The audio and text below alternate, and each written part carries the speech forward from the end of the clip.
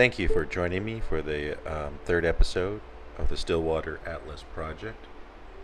This is where I'll be mapping out the whole Stillwater world, Minecraft world. Right now, I just was trying to start a new day, so I watched the sunset, moon rise a little bit, and then grabbed some supplies, and I'm gonna head out to my first, or not to my first, but head out to the northern segment. This will be the first ring around Stillwater, the Stillwater segment. Now, Stillwater is kind of like my tower is in the south section, but we will get to that in a later episode, probably. I think it'll be the fifth episode, but we'll see exactly.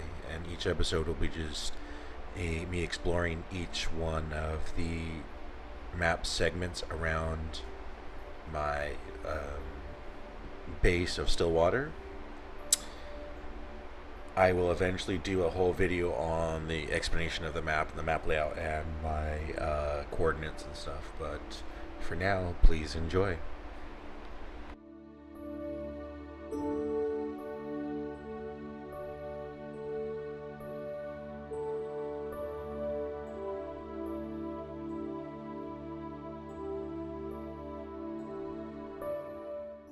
Now this is actually my new bridge that I created.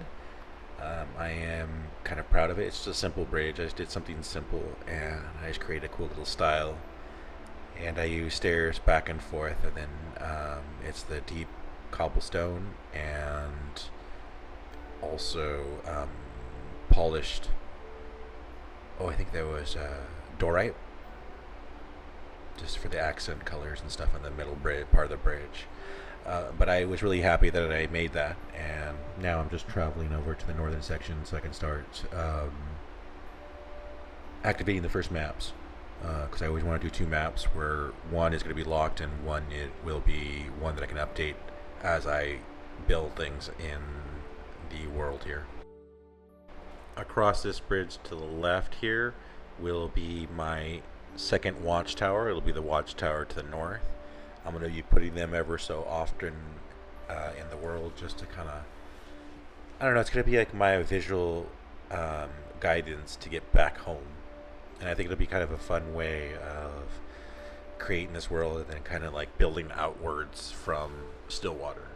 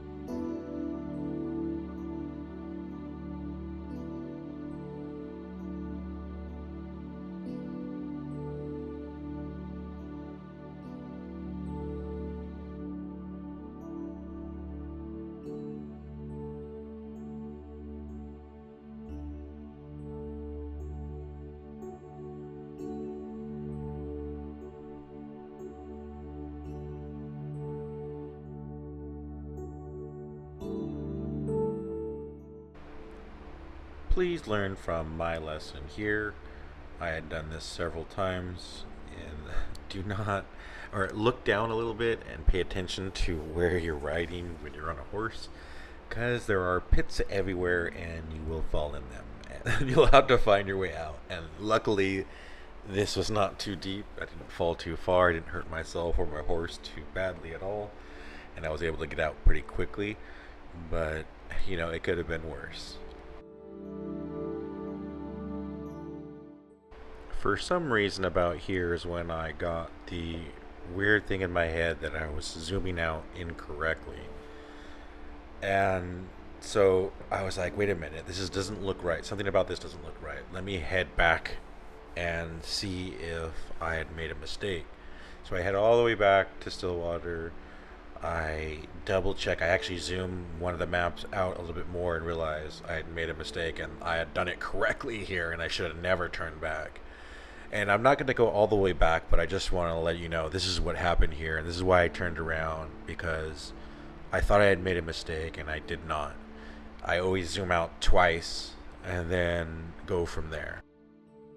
I'm going to cut all the return trip out and just come back to the part where I started exploring again. Finally, here I'm back on track, and I had come back over to where I needed to activate the new map that I created and expand it out, or I guess zoom out twice. So that's what I'm doing here. I'll make a little post, hitch up my horse, and then activate the map and expand it, zoom out. Sorry, I don't know why I keep saying expand it, zoom out twice, and then we'll start exploring from here.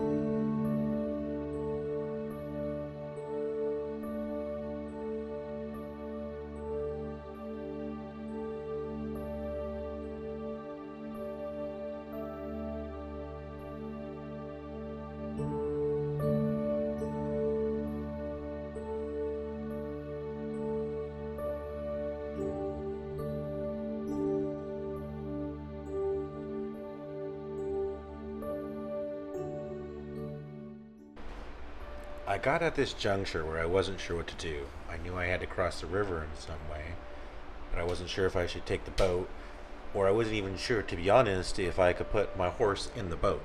So I think that's what I was trying first, to see if I could put the horse in the boat, which didn't really work. Then I decided, okay, I'll go across the river in my boat and then just kind of see. We'll go in the river first and see if I could find anything around and decide if I wanted to make a land bridge or not. And I ended up deciding to make a land bridge, which we'll do here in just a moment.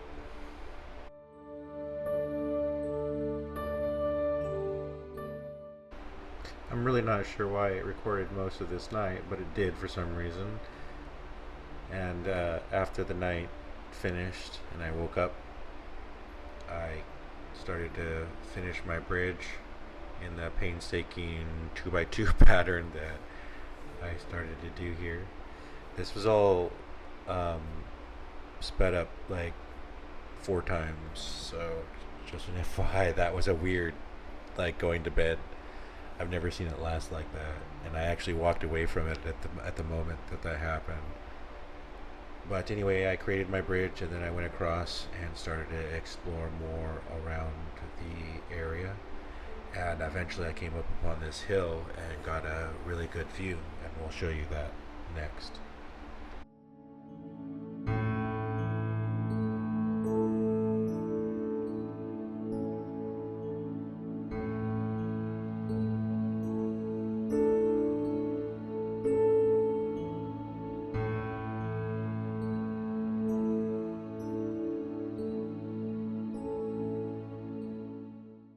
This is a great view here of the river, and then the north side of the village that's to the north of Stillwater.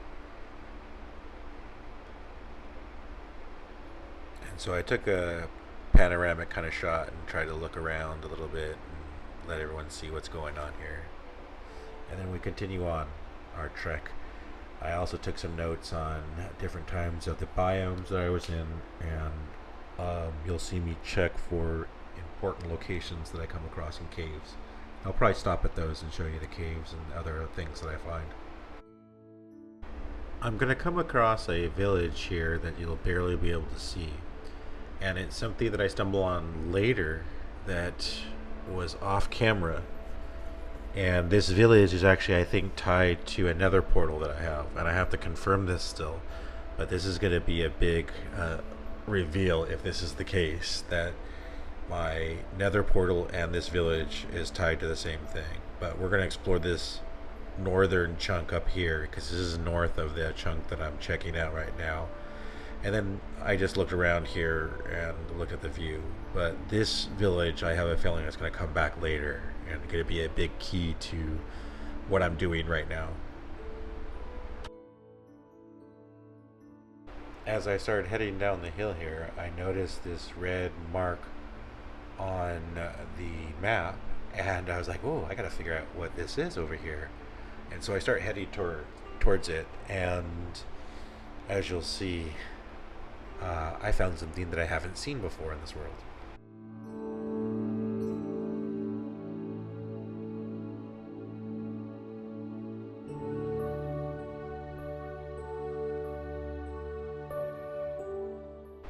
First off, OMG, I found a wolf. Finally, I've been looking for a wolf for a while, and I'll have to come over here and get one of these wolves because I know there's going to be more over here in this area. But I didn't know what this was at the time, and I was like, "This is pretty cool. What is this?" And I'm like looking all around, and I didn't understand that this is a what is it, a broken Nether portal, or I forget what exactly the name of it is. But I did some research later, or I think I didn't even do research. I just found it later that that's what it was. So it's like another portal that I guess explodes. But I didn't know what it was, so I was like, okay, let me look at this. What is this? And then there was obviously the chest here. There was a couple lodestones, and there was obsidian. So I was like, oh, okay, that's kind of cool. That's interesting. And I took it all in. Obviously, I took it all and moved on from here. This is one of the reasons I really wanted to try to do this Atlas project, is that I wanted to explore the world and see what kind of things that I can find. I've never seen this before.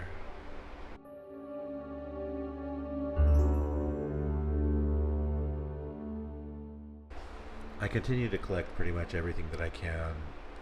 I did leave some stuff here. I think I left some obsidian, but I have lots of obsidian, and I find it's actually pretty easy to find, especially like in here. In this case, there's so much lava that I just bring a bucket of water, and I can make a bunch more obsidian. So I'm not too worried about that. But I did like that there was a lot of netherrack here too. But I don't know if I'll be really back here much. So we'll see.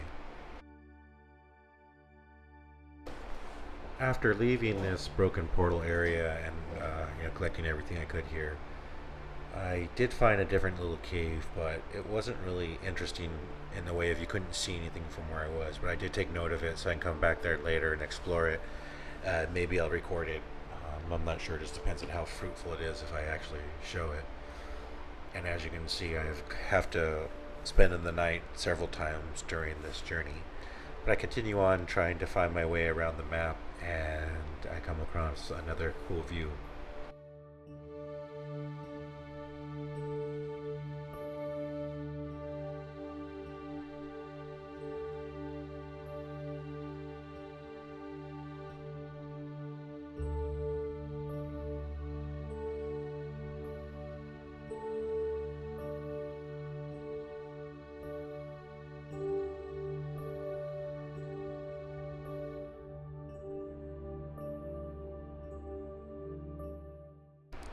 As I exit out of the taiga biome and come into the plain biome, you really had a cool view here where you could really see what was going on with the taiga biome and the forest and stuff. And there's like that little hill here, and there's some pits here that I'll go, I think, explore a little bit here, not in this direction but in the other direction.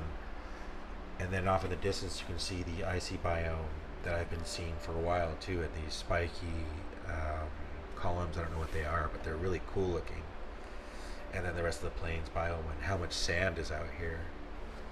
It was just a really cool view once I got out here, and it was a big contrast to the just seeing forest and trees.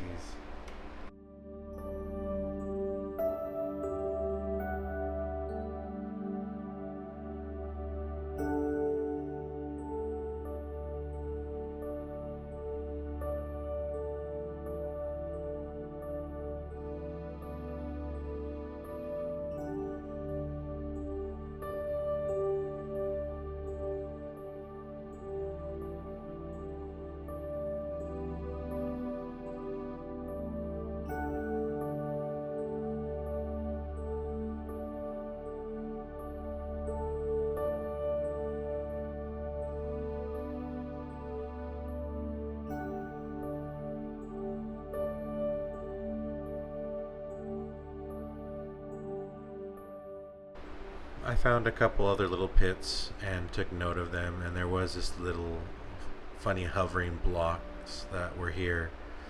I found this a long time ago and I thought it was kind of weird, but apparently this happens in the game.